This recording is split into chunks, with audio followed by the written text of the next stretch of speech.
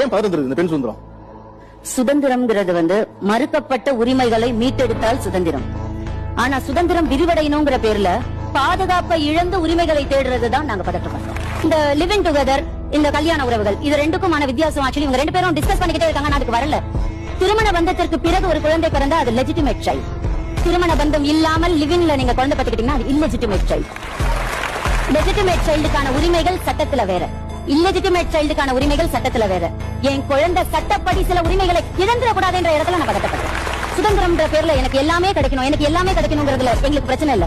ஆணுக்கு கிடைக்கக்கூடிய அனைத்தும் பெண்களுக்கு கிடைக்கணும், ஆண் மட்டுமே நுழையக்கூடிய இடங்களிலும் பெண்கள் நுழையணும் அப்படிங்கிற உங்க போராட்டம் பத்தி எங்களுக்கு தப்பே கிடையாது. ஆனா ஆணோட சேர்ந்து நானும் சமமா டிராவல் பண்றேங்கிற இடத்துல உங்களோட பெண்மையை மறந்துடுறீங்க பாருங்க. அந்த இடத்துல தான் நான் பதட்டப்படுறேன். ஆண்களுக்கே உரித்தான எல்லா அடையாளங்களையும் நானும் அடையணுங்கிற சுதந்திரத்தை நாங்க தப்பு சொல்லல. ஆனா ஆண்களுக்கு உரித்தான எல்லா அடையாளங்களையும் அடையணுங்கிற வேகத்துல அம்மாங்கிற அழகான அடையாளத்தை மறந்துடுறீங்களே, அதுக்குதான் பதட்டப்படுறோம்.